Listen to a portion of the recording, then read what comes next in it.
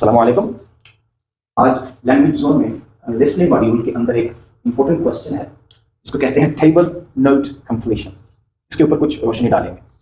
सबसे पहले आपको ये मालूम होना चाहिए कि एक्चुअली ये टेबल या नोट कंप्लीशन होता क्या है। ठीक है, table completion is a task where you must fill in missing information in a table with rows and columns based on a recording.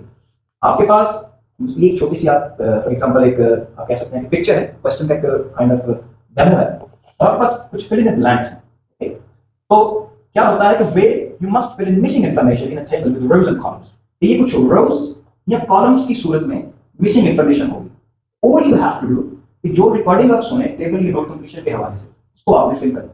Okay, जिसके बाद है कि this task is designed to test your ability to understand and record key details and summarize information that falls into clear categories.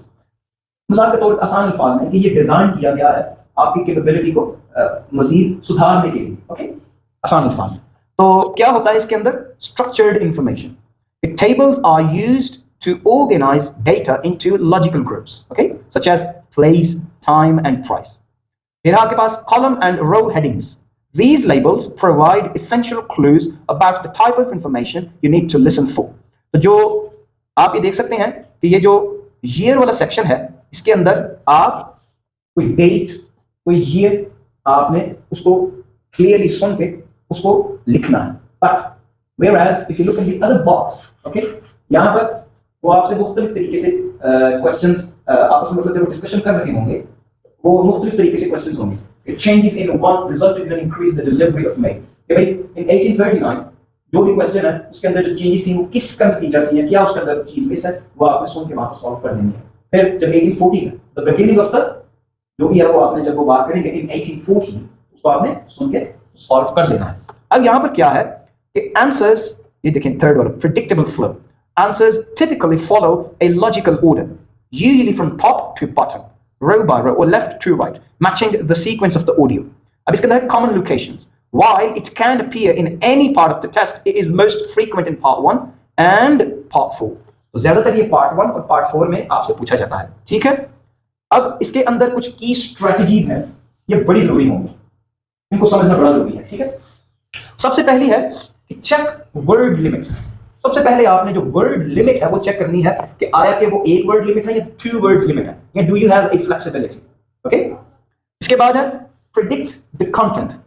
Before the audio starts look at the table's row and column headings to understand what type of information is missing. For example a time, a place और a cost. जब आप अभी audio start नहीं हुई, आप table की तरफ देखते हैं तो कोई ना कोई पहले ही क्वेश्चन में आपको कोई ना कोई ऐसे वर्ड्स जरूर होते हैं जो आपको काफी हद तक प्रिडिक्ट करने में हेल्प कर देते हैं यार ये क्वेश्चंस किस से मुताल्लिक है, किस इंफॉर्मेशन से मुताल्लिक ये पूछा जाएगा।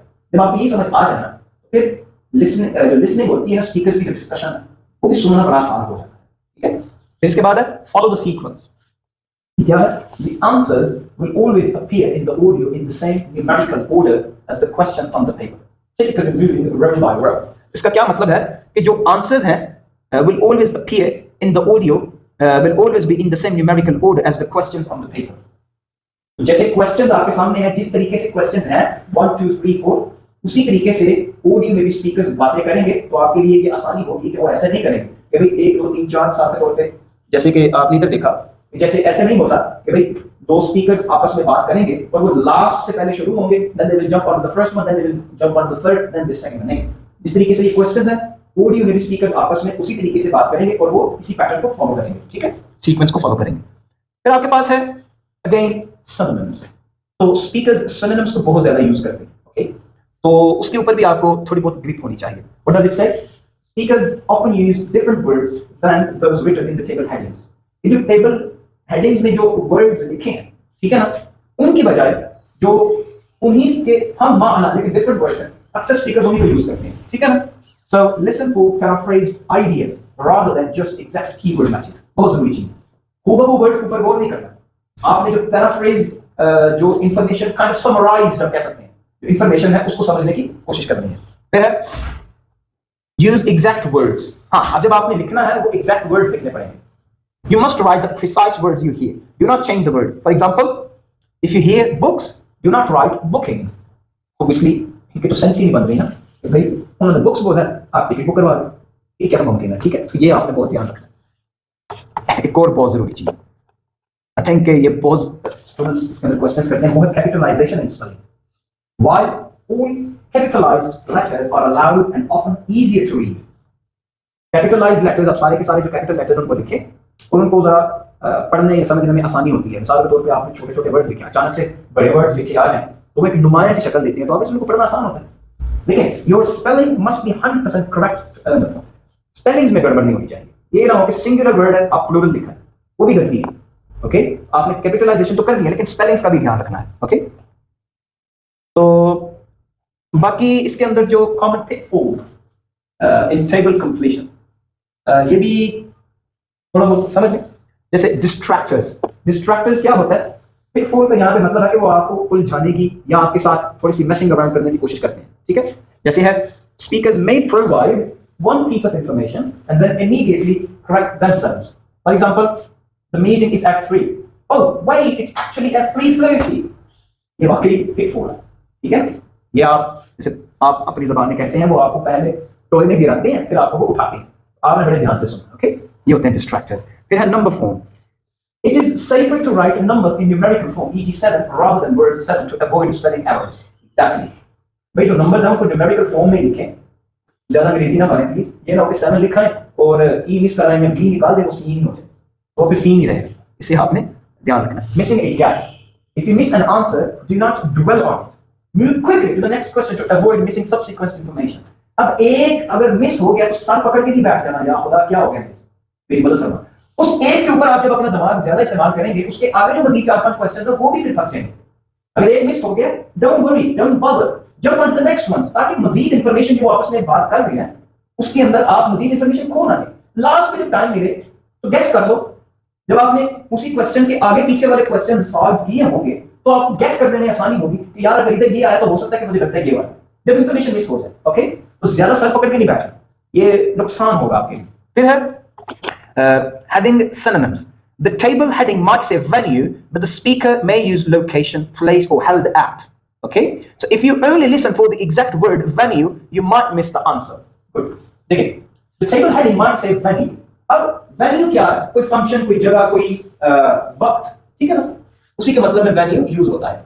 लेकिन instead of venue, speaker venue की जगह location, place या किस जगह पे वो काम हुआ या वो function attend हुआ वो use करते हैं. तो if you only listen for the exact word, अगर आप इसी चक्कर में कि मैंने exact word ही सुना, नबी लकीर का फकीर हो, तो खुदा के बंदे आप जो आंसर है वो मिस कर देंगे. इसके ऊपर आपने ध्यान देना. नेक्स्ट वन है hidden spelling gaps. Okay, what does it mean? In part 1, if a name is spelled out, it is often a cue to slow down. ठीक है, यहाँ पर clue होना चाहिए. It is often a clue to slow down. Okay, however, क्या है कि test takers sometimes miss the first letter while getting ready to write or confuse letters like J and G, O, A and E. तो क्या होगा कि if the name is spelled out, अगर तो नाम लिया गया है, it is often a clue to slow down. ये एक आपके लिए kind of सुराग है कि आप slow down हो जाए. However, test takers sometimes miss the first letter. वो क्या करते हैं कि वो सबसे पहला जो letter है test takers वो मिस कर देते हैं while getting ready to write. जब वो लिखना शुरू करते हैं तो वो अक्सर क्या करते हैं कि जो first letter है उसको मिस कर देते हैं और confused letters या letters को confuse हो जाते हैं. मिसाल के तौर पे J and G.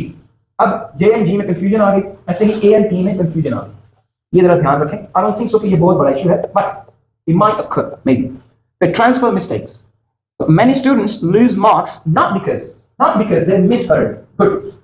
Not because they misheard. ये नहीं है कि उन्होंने सुनने में कोताही की, नहीं. But because they misread their own handwriting or accidentally put the answer for question 12 into the box of a question 13 on the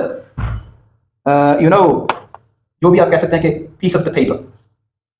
जब आपने आंसर्स को सुना, अब जब लास्ट पे आपको 10 मिनट मिलते हैं आंसर्स को ट्रांसफर करने के लिए, उसको बड़े ध्यान से आपने ट्रांसफर करना है. ये ना हो कि जो क्वेश्चन नंबर फॉर एग्जांपल 12 है उसके अंदर जो आंसर चाहिए था वो आप 13 में लिख दें और 13 वाला 12 में. तो आंसर्स को बड़े ध्यान से आपने ट्रांसफर करते हुए ध्यान रखें.